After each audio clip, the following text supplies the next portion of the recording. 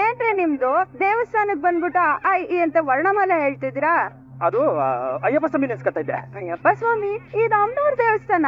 ಎಲ್ಲಾ ದೇವರು ಒಂದೇ ಅಲ್ವನ್ರಿ? ದೇವನಪ್ಪ ನಾಮ ಅಲ್ವು? ಅದು ಸರಿನೇ ಬಿಡಿ. ಸರಿ, ನಂಗೆ ಲೇಟ್ ಆಗ್ತಿದೆ. ರೀ ನನ್ ಕೇಳಿದ್ದು ಹೇಳಿದ್ನಲ್ಲ, ನಂಗೆ ಟೈಮ್ ಬೇಕು ಅಂತ. ಸ್ವಲ್ಪ ಟೈಮ್ ಕೊಡಿ. ಯಾರಸು ಎಲ್ಲ ಮಾರ್ಚನೆ ದೇವ್ರ ಹೆಸರಿಗೆ ಮಾಡ್ಬಿಡಿ. ಪೂರ್ವಚರಿದಾದಿ ಹೇವಂ ಗುಣ ವಿಶೇಷಣ ವಿಶಿಷ್ಟಾಯಾಮ. ನನ್ನ ಮನಸ್ಸಲ್ಲಿರೋದನ್ನ ನಿಮ್ಮ ಹತ್ರ ಹೇಳಿದೀನಿ. ನೀವು ಅದಕ್ಕೇನು ಉತ್ತರನೇ ಕೊಡ್ಲಿಲ್ಲ. ನಾನಿನ್ನ ಯೋಚನೆ ಮಾಡ್ತಾ ಇದ್ದೀನಿ. ಇಲ್ಲ ಅಂತ ಹೇಳೋದಕ್ಕೆ ಇಷ್ಟೊಂದ್ ದಿವಸ ಯೋಚನೆ ಮಾಡ್ಬೇಕಾ? ನಿಮ್ಗೆ ಯಾಕೆ ಅಷ್ಟೊಂದು ಅರ್ಜೆಂಟು? ಅದ್ ಹಾಗಲ್ಲ, ನಾವ್ ಇಷ್ಟಪಡೋರು ಬೇಗ ಒಪ್ಪಿಗೆ ಕೊಟ್ರೆ ನಮಗೂ ಸಂತೋಷ ಆಗುತ್ತಲ್ವಾ? ಅದೆಲ್ಲ ಹೋಗ್ತಾ ಹೋಗ್ತಾ ಗೊತ್ತಾಗುತ್ತೆ. ಮೊದ್ಲು ದೇವ್ರಿಗೆ ನಮಸ್ಕಾರ ಮಾಡಿ. ಕನಕವ್ರೆ, ನಾನು ಹೇಳೋದಕ್ಕೆ ನೀವೇನು ಹೇಳಲೇ ಇಲ್ಲ. ನಿಮ್ ಬಗ್ಗೆ ನನ್ಗಿನ್ನ ಏನೂ ಗೊತ್ತಿಲ್ಲ. ಸೊ ನಿಮ್ ಬಗ್ಗೆ ತಿಳ್ಕೊಳ್ಳೋ ತನಕ ಸ್ವಲ್ಪ ದಿನ ನಾವಿಬ್ರು ಫ್ರೆಂಡ್ಸ್ ಆಗಿರೋಣ. ಫ್ರೆಂಡ್ಸಾ? ಬಾಯ್ ಫ್ರೆಂಡ್ ಆಗು ಇರ್ಬೋದಲ್ಲ? ಬೇಡ, ನಾನು ಒಂದ್ ತೀರ್ಮಾನ ತಗೊಳ್ಳೋವರೆಗೂ ನಿಮ್ ಕೈ ವೇಟ್ ಮಾಡಕ್ ಆದ್ರೆ. ಓಕೆ ಓಕೆ ಓಕೆ, ನಾನು ವೇಟ್ ಮಾಡ್ತೀನಿ. ನನಗೇನು ತೊಂದರೆ ಇಲ್ಲ. ಆದ್ರೆ ನಮ್ಮಮ್ಮ ನನ್ನ ಮದುವೆ ಬಗ್ಗೆ ತುಂಬಾನೇ ಅರ್ಜೆಂಟ್ ಮಾಡ್ತಾ ಇದ್ದಾರೆ. ಅದಕ್ಕೆ ನಿಮ್ ನಿರ್ಧಾರ ಸ್ವಲ್ಪ ಬೇಗ ಹೇಳಿದ್ರೆ ಚೆನ್ನಾಗಿರುತ್ತೆ. ಏಕೆ? ನಾನಂದ್ರೆ ನಿಮಗೆ ಇಷ್ಟ ಇಲ್ವಾ? ಅಲ್ಲ, ಫ್ರೆಂಡ್ಸ್ ಆಗಿರೋದಕ್ಕೆ ಓಕೆ ಹೇಳ್ತಾ ಇದ್ದೀರಾ ಅಂದ್ರೆ ನಾನಂದ್ರೆ ನಿಮಗೆ ಇಷ್ಟನೇ ಅಲ್ವಾ?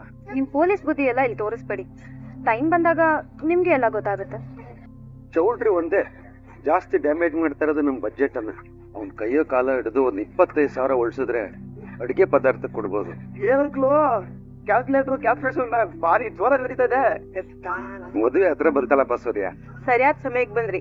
ಮೀನಾ, ಹೂವಿನ ಖರ್ಚು, ನಿನ್ ಖರ್ಚು ಎಲ್ಲ ಎಷ್ಟಾಯ್ತು ಹೇಳ್ಬಿಡಮ್ಮ. ಅಯ್ಯೋ ಅಮ್ಮ, ಅದಕ್ಕೇನು ಅವಸರ ಬಿಡಿ. ಅಯ್ಯೋ, ಹಾಗೆ ಹೇಳಿದ್ರೆ ಹೇಗ್ ತಾಯಿ? ನಾವು ದುಡ್ಡು ಹೊಂದಿಸ್ಕೋಬೇಕಲ್ಲಮ್ಮ. ನನ್ಗೇನ್ ದುಡ್ಡು ಬೇಡ. ಹೂಗೆ ಅಂತ ಒಂದ್ 10,000 ರಿಂದ 15,000 ಆಗುತ್ತೆ. ಒಂದ್ 5,000 ಹೆಚ್ಚಿಗೆನೆ ಬರ್ದಿರ್ತೀರಮ್ಮ. ಸೂರ್ಯ, ನೀನ್ 2 ಕಾರು ಓಡಾಟ ಡೀಸೆಲ್ ಅಂದ್ರೆ ಅದೇ ಡೀಸೆಲ್ಗೆ ಅಂದ್ರೆ ಒಂದ್ 4,000 ಖರ್ಚಾಗತ್ತೆ. ಡೀಸೆಲ್ ಮಾತ್ರ ಕೊಡಿ. 8,000 ರಿಂದ 10,000 ಹಾಕಿರ್ತೀರಪ್ಪ. ಅದೇ ನನ್ ಎಲ್ಲದಕ್ಕೂ ಡಬಲ್. ದುಡ್ಡು ಮೆಕ್ಕಿದ್ರೆ ಪರವಾಗಿಲ್ಲ, ಕಮ್ಮಿ ಆದ್ರೆ ಅವಮಾನ ಅಲ್ವೇನಪ್ಪ? ಮೀನಾ, ಮೇಕಪ್ ಮಾಡಕ್ಕೆ ರೋಹಿಣಿ ಎಷ್ಟು ದುಡ್ಡು ತಗೋಬಹುದಮ್ಮ? ಗೊತ್ತಿಲ್ಲ, ಕೇಳಿ ನೋಡ್ತೀನಿ ರೀ. ಹೇಳಿ ಮೀನವ್ರೆ, ರೋಹಿಣಿ ಅವ್ರೆ ಬಿಸಿ ಇದ್ರಾ? ಅಯ್ಯೋ, ಫ್ರೀ ಆಗಿರೋದಕ್ಕೆ ನಾನೇ ನೀವಾ? ಅದು ನಾವಿವತ್ತು ಕೇಶವ್ ಅಂಕಲ್ ಮನೆಗ್ ಬಂದಿದ್ದೆ. ಭವಾನಿಗೆ ಮೇಕಪ್ ಮಾಡ್ಬೇಕು ಅವಳ ಮದ್ವೆಗೆ. ನೀವೇ ಮಾಡ್ಬೇಕು. ಎಷ್ಟಾಗತ್ತೆ ಅಂತ ಕೇಳೋಣ ಅಂತ ಫೋನ್ ಮಾಡಿದೆ. 15,000ದಿಂದ 1,00,000ದವರೆಗೂ ಮಾಡ್ಬೋದು. ಅವ್ರ ಬಜೆಟ್ ಮೇಲೆ ಡಿಪೆಂಡ್ ಆಗತ್ತೆ. ಒಂದ್ 15,000 ರೂಪಾಯಿಗೆ ಸಾಕು. ಕಮ್ಮಿ ಮಾಡ್ಕೋತೀರಾ ರೋಹಿಣಿ ಅವ್ರೆ? ಅಯ್ಯೋ, ಮದ್ವೆನ ತಿಂಗಳಿಗೊಂದ್ಸಲ ಮಾಡಲ್ಲ. ದುಡ್ಡು ಖರ್ಚು ಮಾಡೋರೆ ಯೋಚನೆ ಮಾಡ್ತಿಲ್ಲ. ನೀವ್ ಯಾಕೆ ಬೇಜಾರಾಗ್ತಿದ್ದೀರಾ? ಸರಿ, ನಿಮಗೋಸ್ಕರ 12,000 ರೂಪಾಯಿ ಮಾಡ್ಕೊಡ್ತೀನಿ. ಅದ್ರಲ್ಲಿ 1 ರೂಪಾಯಿ ಕಮ್ಮಿ ಆದ್ರೂ ನಾನ್ ಮಾಡಲ್ಲ. ಥ್ಯಾಂಕ್ಸ್, ನಾನು ಹೇಳ್ತೀನಿ. ಬಾಯ್. ಅಮ್ಮ 12,000 ಕೂತ್ಕೊಂಡಿದ್ದಾರೆ. ಸರಿ, ಅದನ್ನು ಬರ್ಕೋತೀನಿ. ಅಂಕಲು, ಸಣ್ಣ ಪುಟ್ಟ ಖರ್ಚೇನಾದ್ರು ಜಾಸ್ತಿ ಆಗಿದೆ ಅಂತ ಯೋಚನೆ ಮಾಡಿ ದಯವಿಟ್ಟು ನಿಮ್ ಕೂದಲೆಲ್ಲ ಕಮ್ಮಿ ಮಾಡ್ಕೋಬೇಡಿ ಪ್ಲೀಸ್. ಓಕೆನಾ? ನೋಡಿ, ನಮ್ಮವರು ತಮ್ಮವರು ಅಂತ ನಾವೆಲ್ಲ ಇರೋದು ಯಾಕೆ ಹೇಳಿ? ಏನಮ್ಮನೆ ಭವಾನಿ? ಅಲ್ಲಮ್ಮ, ನಾವು ಬಂದು ಎಷ್ಟೊತ್ತಾಯ್ತು ಮನೆಗ್ ಬಂದಿದೀವಿ ಅಂತ ಅನ್ಬಿಟ್ಟು ಹೊಡೆದಾಗಿರೋ ಹಾಲಲ್ಲಿ ಕಾಫಿನೋ ಟೀ ಕುಡಿ ಹಾಕ್ತಾ ಇರೋ ಟೀನೋ ಏರ್ಲಿಕ್ಸೋ ಊಷ್ಟೋ ಏನೋ ಅಂತ ತಗೊಂಬಂದ್ ತಲೆ ಮೇಲೆ ಸುರಿಯತ್ತಾನೆ. ಸುಮ್ನೆ ಕೂತಿದ್ಯಲ್ಲ ನೀನು. ಸರಿ ಅಣ್ಣ, ಈಗ ತರ್ತೀನಿ. ಓ, ಬೀಗ್ರವ್ರ ಸೋದರ ಮಾವ. ಅವತ್ತಿಂದ ನಿಮಗೆ ಪರಿಚಯ ಮಾಡಿಸ್ಬೇಕು ಅಂತಿದೆ, ಆಗ್ಲೇ ಇಲ್ಲ. ಲೌಡ್ ಸ್ಪೀಕರ್ ಹಾಕ್ತೀನಿ ರೀ. ಹಲೋ ಬೀಗ್ರೆ, ಮದುವೆ ಹತ್ರ ಬತ್ತೈತೆ. ಎಣ್ಣೆ ಎತ್ತವರು ಎಲ್ಲಾ ಖರ್ಚು ನಮ್ ಎದೆ ಮೇಲೆ ಬರ್ತದೆ ಅಂತ ಯೋಚನೆ ಮಾಡ್ಬೇಡಿ. ನಾನ್ ಇವನಿ ಖರ್ಚಲ್ಲಿ ಅರ್ಧ ಸಮಪಾಲನ ನಾನ್ ಕೊಡ್ತೀನಿ. ಹೀಗ್ರೆ ನಿಮ್ಗೆ ಯಾಕೆ ತೊಂದ್ರೆ? ತೊಂದ್ರೆ ನಮಗೆ ಅಂತ ಅಲ್ಲ, ನಿಮಗ್ ತೊಂದ್ರೆ ಆಗ್ಬಾರ್ದು ಅಂತ ಹೇಳ್ತಾವ್ನಿ. ಮಗಳು ಅನ್ನೋ ಮಹಾಲಕ್ಷ್ಮಿನ ನಮ್ ಮನೆ ಕಳಿಸ್ತಾ ಇದ್ದೀರಾ. ಧನಲಕ್ಷ್ಮಿನ ಕಳ್ಸ್ಬಿಟ್ಟು ಬರಿಗೈ ಮಾಡ್ಕೋತೀರಿ. ನಮ್ಗೆ ಮಹಾಲಕ್ಷ್ಮಿನೇ ಸಾಕು. ಧನಲಕ್ಷ್ಮಿ ನಿಮ್ ಮನೇನೇ ಇರ್ಲಿ. ತುಂಬಾ ದೊಡ್ಡ ಮನ್ಸು ನಿಮ್ದು. ಅಣ್ಣ, ಇಲ್ಲಿಂದಾನೇ ನಮಸ್ಕಾರ ನಿಮ್ಗೆ. ದೊಡ್ಡ ತಾಯಿ, ಅದೆಲ್ಲ ಏನಿಲ್ಲ. ಇದನ್ನೇ ಹೇಳ್ಬಿಡೋಣ ಅಂತ ಫೋನ್ ಮಾಡ್ದೆ. ಸರಿ, ನಾನ್ ಇಡ್ತೀನಿ ಫೋನು. ಹಲೋ ಹಲೋ ಬಿಗ್ರೆ, ಅಯ್ಯೋ ಕಾಲ್ ಕಟ್ ಮಾಡ್ಬಿಟ್ರು. ನಿಮ್ ಕೈ ಕೊಟ್ಟ ಪರಿಚಯ ಮಾಡ್ಸೋಣ ಅನ್ಕೊಂಡಿದ್ದೆ ಸೂರ್ಯ. ನೀವು ಪರಿಚಯ ಮಾಡಿಸ್ತಿಲ್ಲ ಅಂತಂದ್ರು ಆ ಧ್ವನಿ ನಮ್ಗೆ ಪರಿಚಯ ಇದೆ ಅಂತ ಅನಿಸ್ತಾ ಇದೆ ಅಂಕಲ್. ಅಲ್ವಾ ನಿಮ್ನ? ಹೌದು ರೀ, ತುಂಬಾ ಹತ್ರದಿಂದ ಕೇಳಿರೋ ಧ್ವನಿ. ತರಕಾರಿ ಅಂಗಡಿ ಇಟ್ಕೊಂಡಿದ್ದಾರೆ. ನೀವು ತರಕಾರಿ ಅದು ಇದು ತರೋದಕ್ ಹೋದಾಗ ನೋಡಿರ್ಬೋದು ಅವ್ರನ್ನ. ಹಂಗ? ಓ ಸರಿ ಅಂಕಲ್ ಆಯ್ತು. ಈ ಅಶರೀರವಾಣಿ ಕೇಳಿದ ಮೇಲೆ ಯಾಕೋ ಆ ಶರೀರನೂ ಒಮ್ಮೆ ನೋಡ್ಬೇಕು ಅಂತ ಅನ್ನಿಸ್ತಾ ಇದೆಯಲ್ಲ, ಅಲ್ವಾ ನಿವಿನ? ಆಯ್ತು ಬಿಡಿ, ಬರಲ್ಲ. ಮದ್ವೆ ಮನೇಲಿ ಹೆಂಗೋ ಸಿಗ್ತಾರಲ್ಲ, ಅಲ್ಲೇ ನೋಡುವ. ಆಯ್ತನಮ್ಮ ಭವಾನಿ, ಏನೋ ಒಂಚೂರು ತಂದು ಬಡಿಯಮ್ಮ, ಡ್ಯೂಟಿಗಳು ಹೋಗೋಣ. ಕ್ಯಾಮ್ಗಳಿದೆ. ಬಂದೆ ಅಣ್ಣ. ಆಮ ಹಾ ಹೇಳಿ ಬಿಗ್ರೆ. ಶ್ರುತಿ ಹತ್ರ ಮಾತಾಡಿದ್ರ? ಏನ್ ವಿಷಯ ಹೇಳಿ? ಮರಿಯುವಂತ ವಿಷಯ ಹೇಳಿದ್ದೀನ ನಾನು. ಅವ್ಳ ಕೆಲ್ಸದ ಬಗ್ಗೆ ಹೇಳಿದ್ನಲ್ಲ. ಆಯ್ತಾಯ್ತು ಬಿಡಿ. ಅದ್ಯಾಕೆ ಹೆಂಚಿನ ಮೇಲೆ ಬಿದ್ದಿರೋ ಹಿಟ್ಟು ತರ ಸಿಟ್ಟು ಮಾಡ್ಕೊಂಡು ಕೂಗ್ತಿದಿರಿ? ಕೆಲ್ಸಕ್ ಹೋಗಿದಾರೆ, ಬರ್ಲಿ, ಬಂದ ತಕ್ಷಣ ಮಾತಾಡ್ತೀನಿ. ಬರೀ ಮಾತಾಡೋದಲ್ಲ, ಕಾರ್ಯಗತ ಮಾಡ್ಬೇಕು. ನಮ್ ಮನೆತನಕ್ ತಕ್ಕಾದ್ ಮನೆ ಕೊಟ್ಟು ಮದ್ವೆ ಮಾಡಿದಿದ್ರೆ ಅವ್ಳಿಗೆ ಈ ಸ್ಥಿತಿ ಬರ್ತಿರ್ಲಿಲ್ಲ. ಏನ್ ಬೇಕ್ರೆ ನೀವು ಮತ್ತೆ ಮತ್ತೆ ಅದನ್ನ ಹೇಳ್ಕೊಂಡು? ಅಲ್ಲ ಅಕ್ಕಿ ತೊಳಿಲಿಲ್ಲ ಅಂದ್ರೆ ಇಲ್ಲ ಅನ್ನ ಆಗಲ್ಲ ಅಂತ ಯಾವತ್ತಾದ್ರೂ ಹೇಳಿದಿನ ನಾನ್ ನಿಮ್ಗೆ? ಕೆಲ್ಸಕ್ ಹೋಗು ಅಂತ ನಾವ್ಯಾರು ಹೇಳಿಲ್ಲ. ಮತ್ತೆ ಯಾಕೆ ಹೇಳ್ತಿದ್ದೀನಿ ಅಂದ್ರೆ ನಿಮಗೆ ಸ್ಪಷ್ಟೀಕರಣ ಕೊಡ್ಬೇಕು ಅಂತ. ಕೆಲ್ಸಕ್ ಹೋಗದೆ ಇರೋ ತರ ಮಾಡಿ ಆಮೇಲೆ ಹೇಳಿ, ಅವಾಗ ಒಪ್ಕೋತೀನಿ. ಏನೋ ಆ ಕತ್ಲ ಕೋಣೆಲ್ ಕುತ್ಕೊಂಡು 4 ಡೈಲಾಗ್ ಒದ್ರುತ್ತಾಳೆ ಅಂತ ಸುಮ್ನೆ ಇದ್ದೆ. ನನ್ಗಿದಂತೂ ಮನ್ಸಿಗೆ ತುಂಬಾನೇ ಹಿಂಸೆ ಆಗ್ತಿದೆ. ಮೊದ್ಲು ಅವಳನ್ನ ಕೆಲ್ಸ ಬಿಡ್ಸಿ. ಆಯ್ತಾಯ್ತು, ಹೇಳಿದ್ರಲ್ಲ, ಮಿಕ್ಕಿದ್ರೆಲ್ಲ ನಾನು ನೋಡ್ಕೋತೀನಿ. ಕೆಲ್ಸ ಮುಗಿಸ್ ಮನೆಗ್ ಬರ್ಲಿ, ನಾನು ಮಾತಾಡ್ಬಿಟ್ಟು ಆಮೇಲೆ ನಿಮಗ್ ಫೋನ್ ಮಾಡ್ತೀನಿ. ಸರಿ. ನನ್ನ ಹತ್ರನೇ ಎಗರಾಡುತ್ತೆ ದುಡ್ಡಿನ ದಾಮೋದರಿ. ಬಿಟ್ಬಿಡ್ತೀನ ನಾನು? ಅಲ್ಲ ನಾನು ಯಾರು ಸಕ್ಕರೆ ಬಲ್ ಶಾಂತಿ. ಬರ್ರಿ ಸೋನಂ ಪಾಪಡಿ ಇದೆ ಅವಳಿಗೆ. ಏನೇ ಇದು? ಒಬ್ಬೊಬ್ಬಳೆ ಮಾತಾಡ್ತಾ ಇದೀ, ಒಬ್ಬಳೆ ಗೋಡಾಡ್ಕೊತಾ ಇದೀ, ಜನ ಏನ್ ತಿಳ್ಕೊತಾರೆ ನೀನ್ ನೋಡಿ. ಕೂತ್ಕೊಳ್ಳಿ ಹೇಳ್ತೀನಿ ನೋಡಿ. ಕೈಗೆ ಬಂದ್ ತುತ್ತು ಬಾಯಿಗೆ ಬರ್ಲಿಲ್ಲ ಅನ್ನೋ ಮಾತಿದೆ, ಆದ್ರೆ ಇದು ಕೈಗೆ ಬಂದಿರೋ ತುತ್ತಲ್ಲ ರೀ, ಮುತ್ತು. ಅದಕ್ಕೆ ನಾನು ಬೇಡ ಅಂತ ಹೇಳ್ತಿರೋದು. ಮುತ್ತು ಬಾಯಿಗೆ ಬಂದ್ರೆ ಪ್ರಾಣನೇ ಹೊರಟೋಗ್ಬಿಡುತ್ತೆ. ಅಯ್ಯೋ, ನನ್ ಮಾತಿಗೆ ಹೇಳಿದ್ದು. ನಾನ್ ನಿಜವಾಗ್ಲೂ ಹೇಳ್ತಾ ಇದ್ದೆ. ಹಾಗಾದ್ರೆ ನನ್ ಮಗ ರವಿ ದೊಡ್ಡ ಮನುಷ್ಯ ಆಗೋದ್ ನಿಮ್ಗೆ ಇಷ್ಟ ಇಲ್ವಾ? ಸ್ವಪ್ರಯತ್ನಕ್ಕೂ ಸ್ವಂತದವ್ರು ಸಹಾಯ ಮಾಡಿ ಬದುಕೋದಕ್ಕೂ ವ್ಯತ್ಯಾಸ ಇದೆ. ಅಲ್ರಿ, ನಾನೊಂದ್ ಮಾತು ಹೇಳ್ತೀನಿ ಕೇಳ್ಬಿಡಿ. ಶ್ರುತಿ ಈ ಮನೆ ಸೊಸೆ. ನಾನು ನಮ್ ಮಾವ ಕೊಟ್ಟಿದ್ ಸೋಫಾ ಮೇಲೆ ಕೂರಲ್ಲ, ಅವ್ರು ತಂದಿದ್ ಡೈನಿಂಗ್ ಟೇಬಲ್ ಮೇಲೆ ಊಟ ಮಾಡಲ್ಲ, ಅವ್ರು ಯಾರೋ ಅಡಿಗೆ ಮಾಡಿದ್ ನಾನು ತಿನ್ನಲ್ಲ. ನನಗೂ ಸ್ವಾಭಿಮಾನ ಇದೆ ಅಂದ್ರೆ ಏನ್ರಿ ಅರ್ಥ? ಅವಳು ಹೇಗೆ ಮಾವನ ಮನೆನ ತನ್ನ ಮನೆ ಅಂತ ಅನ್ಕೊಂಡಿದ್ದಾಳೋ, ರವಿನೂ ಹಾಗೆ ಅನ್ಕೋಬೇಕು. ಅವ್ರ ಮಾವನ ಮನೆ ಅವನ್ ಮನೆನೇ ಅಂತ.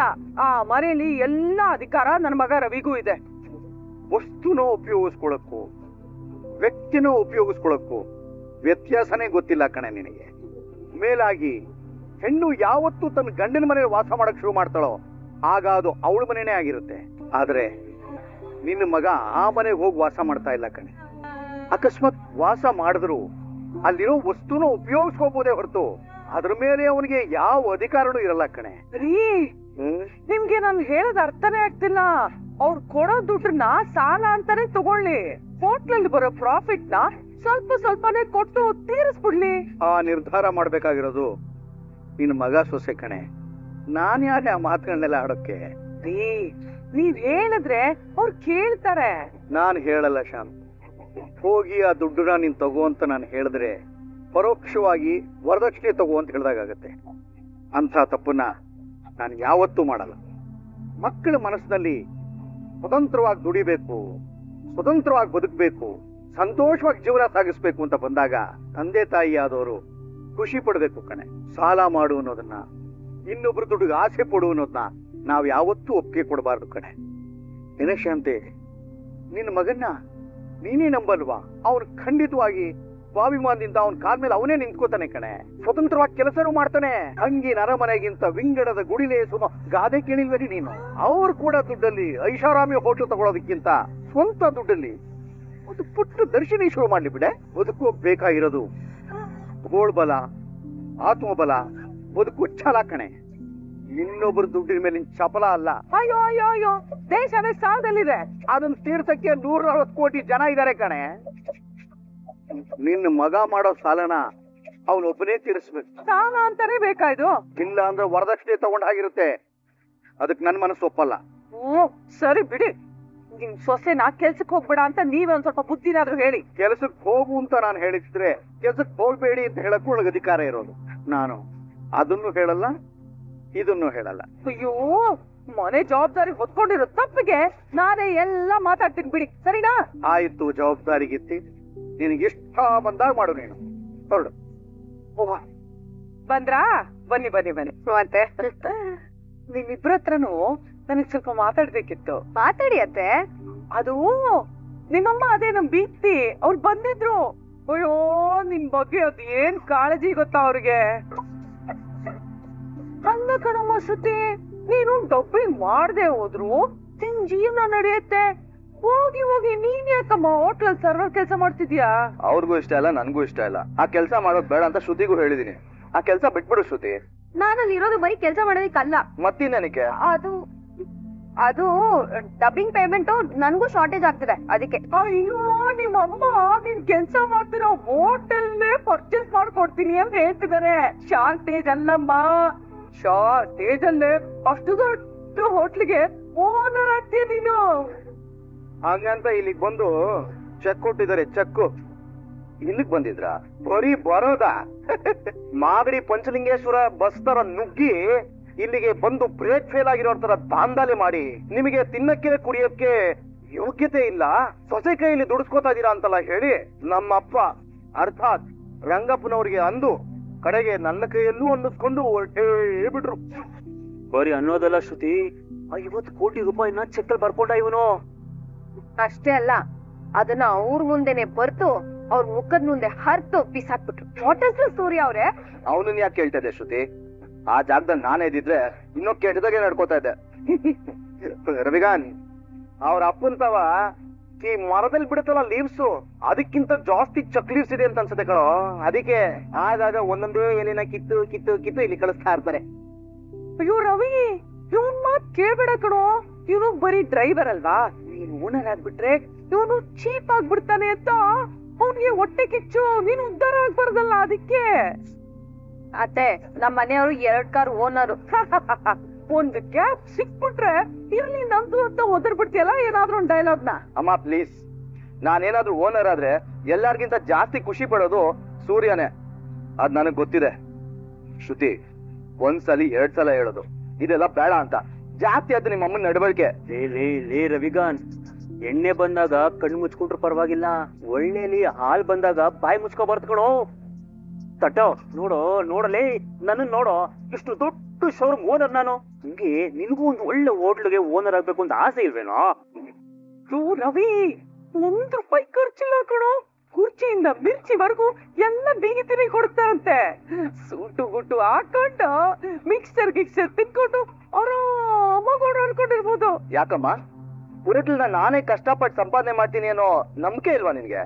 ಕಮಾನ್ ರವಿ, ನೀವ್ ಯಾಕೆ ಸೂರ್ಯ ಅವರ ಹಾಗೆ ದಡ್ಡಾಗಿ ನಡ್ಕೋತಿದ್ದೀರಾ? ನೋಡಿ, ಶೋರೂಮ್ ಅಲ್ಲಿ ಬೈ 1 get 1 ಅಂತ ಒಂದು ಆಫರ್ ಇರುತ್ತೆ. ನನಗ್ ಫ್ರೀ ಬೇಡ, ನಾನು ಕಷ್ಟಪಟ್ಟೇ ಸಂಪಾದನೆ ಮಾಡ್ತೀನಿ ಅಂತಂದ್ರೆ ನಿಮ್ಮನ್ನ ದಡ್ಡ ಅನ್ಕೊಳಲ್ವಾ ಜನ? ಕಂಡೋ ದುಡ್ಡಲ್ಲಿ ತಮ್ಮ ಬೇಳೆ ಬೇಯಿಸ್ಕೊಂಡ್ ನೀತಿ ಹೇಳಿ ನಮ್ಮ ಯಜಮಾನ್ರನ್ನ ದಡ್ಡ ಅಂತ ಹೇಳೋದು ಸುಲಭನೇ ಬಿಡಿ ರೋಹಿಣಿ ಅವ್ರೆ.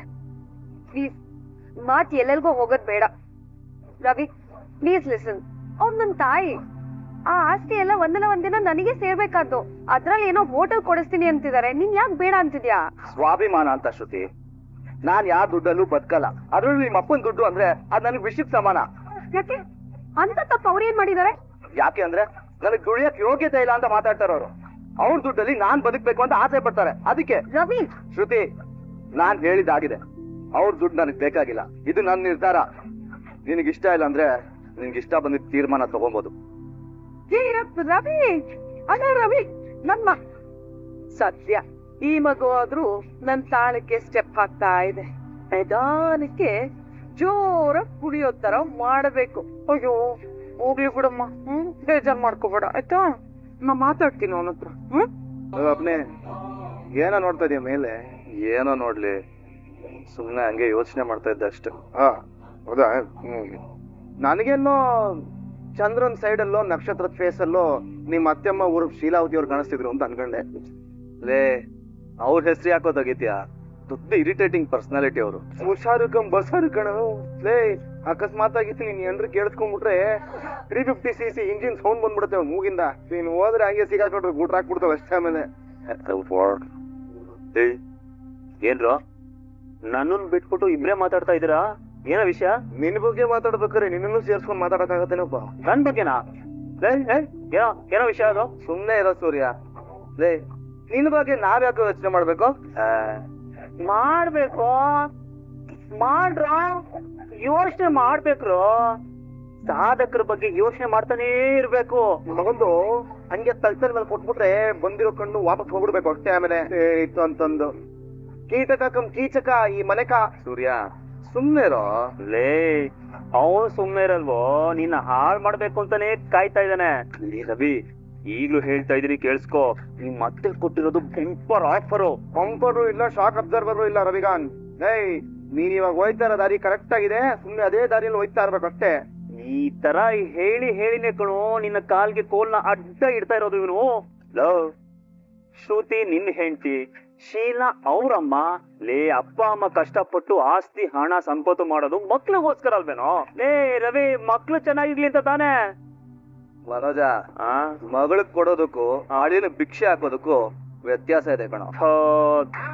ಗ್ರೇಟ್ ಪಾಯಿಂಟ್ ಬಿ ನೋಟೆಡ್ ರವಿಗ. ನೋಡೋ ಮನೋಜ, ನನ್ಗೆ ಸ್ವಂತ ಕಾಲ್ ಮೇಲೆ ನಿಲ್ಲೋ ಶಕ್ತಿ ಇದೆ ಅಂದ್ರೆ ಯಾರು ನಂಬ್ತಾ ಇಲ್ಲ. ರವಿ ಇದು ನಂಬಿಕೆ ವಿಷಯ ಅಲ್ಲ ಕಣೋ. ಮೈಯಲ್ಲಿರೋ ಪ್ರಾಣ ಎಲ್ಲ ಕಳ್ಕೊಂಡು ವಯಸ್ಸಾದ್ಮೇಲೆ 4 ಹೋಟ್ಲು ಓನರ್ ಆದ್ರೆ ನಿನಗ್ ದುಡ್ಡು ಬಿಟ್ಟು ಬೇರೆ ಏನು ಸಿಗಲ್ಲ. ಅದೇ ಈ ವಯಸ್ಸಲ್ಲಿ ಇವತ್ತೇ ನೀನೇನಾದ್ರೂ ಓನರ್ ಆಗ್ಬಿಟ್ರೆ ಕೀರ್ತಿ, ದುಡ್ಡು, ಯಶಸ್ಸು, ಆಹಾ ಅದನ್ನೆಲ್ಲ ಮೀರಿ ಅನುಭವಿಸೋ ವಯಸ್ಸಿದೆ ಕಣ ನಿನ್ಗೆ. ಯಾಕೆ ಅದನ್ನೆಲ್ಲ ಹಾಳು ಮಾಡ್ಕೋತ್ಯಾ? ನಮಗ್ ಬೇಕಾಗಿರೋದನ್ನ ಕಡೆಗಾಲದಲ್ಲಿ ಸಂಪಾದನೆ ಮಾಡಿದ್ರೆ ಏನೋ ಪ್ರಯೋಜನ ಅಲ್ಲಿ. ಮನೋಜ, ಆತ್ಮ ತೃಪ್ತಿ ವಯಸ್ಸು ದೇಹಕ್ಕಷ್ಟೇ, ಮನ್ಸಿಗಲ್ಲ.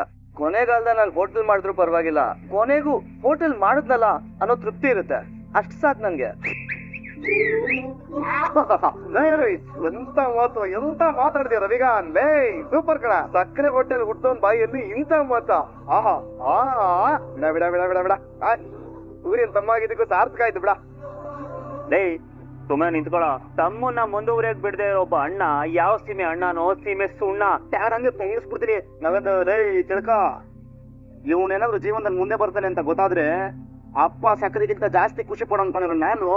ಅಷ್ಟೇ ಅಲ್ಲ, ಇವನಿಗೆ ಯಾವಾಗ ಏನ್ ಸಹಾಯ ಬೇಕು ಅಂತಂದ್ರು ನಾನ್ ಸಹಾಯ ಮಾಡ್ತೀನಿ ಕಣ. ಅಲ್ಲ ಕಣ, ನೀನೇ ಸ್ವಸಹಾಯ ಪದ್ಧತಿಲಿದ್ಯಾ, ನೀನ್ ಯಾರಿಗೋ ಸಹಾಯ ಮಾಡ್ತೀಯ. ಸರಿಯಾಗಿ ನಿಂತ್ಕೋ, ಮೆಂಟ ತರ ಆಡ್ಬೇಡ. ನನ್ನ ಕೈಯಲ್ಲಿ ಏನಾಗತ್ತೋ ಆ ಸಹಾಯ ನಾನು ಮಾಡ್ತೀನಪ್ಪ. ನಿನ್ ತರ ಇನ್ನೊಬ್ರು ಕೈಯಲ್ಲಿ ಇರೋದನ್ನ ಕಿತ್ಕೊಂಡ್ ಬದುಕೋ ಅಭ್ಯಾಸ ಇಲ್ಲ ನಮ್ಕ. ಎಲ್ಲಾ ಸುತ್ತಿ ಮತ್ತೆ ಅಲ್ಲಿಗೆ ಬರ್ಬೇಡ್ವೋ. ಬರ್ತೀನಿ ಕಣ. ನಮ್ದು ನಮ್ಮ ಕೈ ಬರೋವರೆಗೂ ನಾನು ಮಾತಾಡ್ತಾನೆ ಇರ್ತೀನಿ. ನೀನ್ ನಿಜವಾಗ್ಲೂ ಸೂರಾದ ಆಗ್ಬಿಟ್ಟಿದ್ರೆ 30 ಲಕ್ಷ ತಗೊಂಬಂದು ಎದುರುಗಡೆ ಮಡಗ್ಬಿಡು. ಸಂಡಿಗೆ ಮಗನೇ. ಲೋ, ನೀವಿಬ್ರು ಜಗಳಾಡದೆ ಸ್ವಲ್ಪ ಸುಮ್ನೆ ಇರ್ತೀರಾ? ಮನೋಜ, ನನಗ್ ಗೊತ್ತಿದೆ, ನನ್ ಕೈಲಾದಾಗ ಹೋಟೆಲ್ ನಾನೇ ಶುರು ಮಾಡ್ತೀನಿ. ಲೋ ದಡ್ಡ, ಹೆಣ್ ಕೊಟ್ ಮಾವ ಕಣ್ ಕೊಟ್ ದೇವ್ರು ಕಣೋ. ಈಗ ನಮ್ಮಪ್ಪನೇ ಕೊಟ್ಟಿದ್ರೆ ದುಡ್ಡನ್ನ ನೀ ತಗೋತಾರ್ಲಿವೇನೋ? ಕೊಡಕ್ ಯಾವತ್ತೋ ರೆಡಿ ಇದ್ರು, ನಾನ್ ತಗೊಂಡಿಲ್ಲ ಅಷ್ಟೇ. ನಿಮ್ಗೊಂದ್ ಸಂತೋಷದ ವಿಷಯ ಹೇಳ್ಬೇಕು. ಸರಿ ಸರಿ ಸರಿ, ಅದೇನ್ ವಿಷಯ ಬೇಗ ಹೇಳ್ಬಿಡಮ್ಮ. ಇವತ್ ನನ್ಗೊಂದ್ ಚೌಟ್ರಿ ಡೆಕೋರೇಷನ್ ಆರ್ಡರ್ ಸಿಕ್ಕಿದೆ. ಸಣ್ಣ ಪುಟ್ಟದಲ್ಲ ರೀ, ದೊಡ್ಡ ಆರ್ಡ್ರು, 2 ಲಕ್ಷದ್ದು. ನಿನಗಿರೋ ಒಳ್ಳೆ ಮನ್ಸಿಗೆ ನಿನಗೆ ಇನ್ನಷ್ಟು ಒಳ್ಳೇದಾಗತ್ತೆ. ಭಗವಂತನ ಕೃಪೆ ನಿನಗೆ ಯಾವಾಗ್ಲೂ ಇರಲಮ್ಮ. ಅವ್ರು ನನ್ಗೆ 25,000 ಅಷ್ಟೇ ಕೊಟ್ಟಿರೋದು. ಇನ್ನು 1 ಲಕ್ಷ ಬೇಕಾಗ್ಬೋದು. 1 ಲಕ್ಷವೇ?